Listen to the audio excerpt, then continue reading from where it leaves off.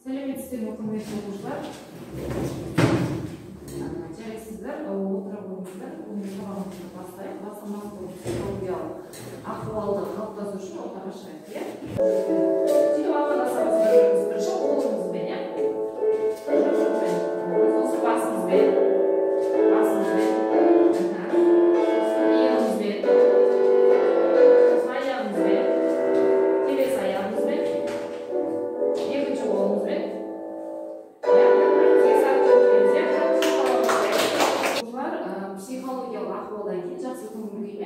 келесі сұрақтарға жауап беруге, үй тапсырмасын тексеруші білесеме сұрақтарға жауап беру керек. Мысал келтіре отырып, ауа, жануар. Иә?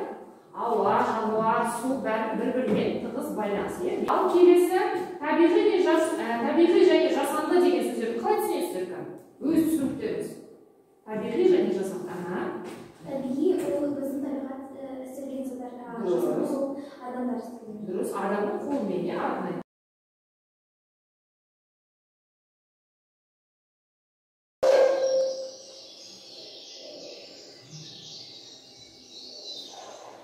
Ал енді видеороликті тамашалап болсақ, жалпы энергия бұл табиғи және жасанды антропогенді экожүйелердің бастамасы болып табылады. Білеміз, тапсырма орындайық, тапсырма орындамас бұрын топқа бөліп алайық, келіп мұндағы дөңгелекшелерді таңдап алайық. Әркімдерге ұнаған дөңгелекшелерді таңдайық. Үлкен ол табиғи, кіші ол қандай? Жасанды, жас болыңыздар мына жерде. Табиғи экожүйе тобы өзіне қатысты тақырыпқа байланысты табиғи экожүйе туралы не істейді? Қысқаша зерттеу жасап, мысал келтіреді, сипаттама береді. Түсінікті ме? Ал бұл жерде ұялы телефондарыңызды қолдансаңыздар да болады, иә? Міне жазып тұр сіздер, жасанды экожүйе тобы, оқушылар жасанды экожүйеге қысқаша зерттеу жасайды. Яғни жасанды экожүйе дегеніміз не? Оған сипаттама мысал келтіресіздер. Қандай жасанды экожүйелер бар? Сызықпен, бояп, сызып, себебінен қоршап, иә? Экожүйелерге мысал келтіреміз, иә? Мысал не жатады? Жылыжай, иә? Жылыжай, сосын тағы не жатады? Жаза береміз аяғын сізде. Жылыжай, сосын тағы не жатады? Ал енді оқушылар аяқтаған топ, маған белгі береміз. Дұрыс. Сіздердің белгі нелеріңіз, карталарыңыз. Дұрыс. Енді бірінші жасанды топты тұтынайық. Олар бірінші көтерді, иә? Тақтаға шығып, екеуміз қорғаймыз, иә? Айтамыз. Қаңыздар. Сайда қойыз. Жасанды экожүйе дегеніміз адамдар өз қолымен жасаған бұйым. Қазіргі кезде табиғи өсімдіктер көпке созылғандықтан жасандыларды егіп тез алады. Яғни табиғи жолмен көп уақыт алады, иә? Жасанды жолмен тезірек тиімді алу, иә? Дұрыс. Ал аяулым мысал келтірсек? Үй аласындағы бақшалар, жасанды гүлдер, бассейн, саябақ, су қоймасы, жылыжай және елелер. Дұрыс. Жарайды. Шамалап қоймайық. Алу әдісі бойынша табиғи және жасанды экожүйе арқылы мұндағы мәселелерді түсіндіріп, екі топ жеке-жеке енді орын ауыстырамыз, иә? Табиғиді сіздер жазып алыңыздар анықтамасын. Ал жасандыны сіздер біліп алыңыздар. Түсінікті ме? Бір-бірімен ой алмасып, пікір алмасып. Көшіріп аламыз. Кішкене. Ал енді оқушылар бағанан бері тапсырма орындадық, кішкене шаршадық. Ал енді сергіту сәтіне кезек берейік, бәріміз ортаға шығайық. Білесіздер, бұл жерлерінде, бүйірдің жерлерінде, майын емес жекелеген танымал әлем бар. Сергіту сәті әркім өзінің қалаған іс-әрекетін жасайды, міндетті емес, иә? Бірдей болу.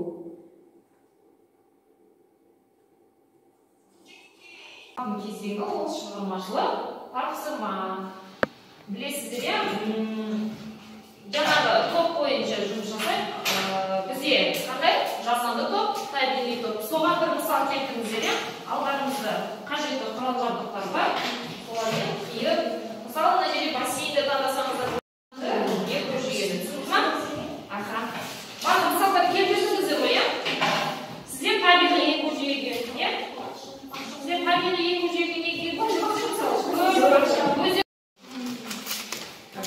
сіздер мысалы тауық сөздер болып білесіздер. Міне мынаны қолдана беріңдер. Кесіп алып.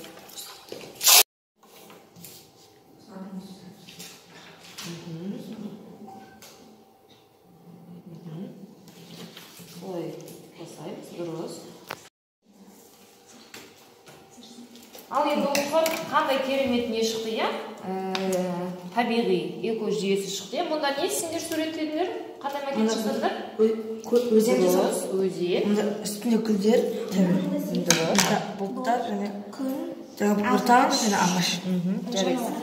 Жасанды экожүйе тобы. Сіздер қандай не жасадыңыздар? Біз сіздер бассейн. Дұрыс, иә, бұл бассейн, иә? Бұл бассейннің макеті сонда, иә? Жақсы жұмыс жасадық, иә? Бүгінгі сабақта қорытынды сұрақтарға орын берейік. Бірінші сұрағымыз, бізде неліктен мәдени өсімдіктер жабайы өсімдіктерге бәсекелесе алмайды? Өйткені мәдени өсімдіктер орналасқандықтан олар сол жерге үйренісу керек. Ал өсімдіктер олар кете алмайды. Дұрыс, молодец. Рахмет, қол шапалақтап қояйық. Оқушылар, келесі кезең бізде рефлексия, соңғы кезең.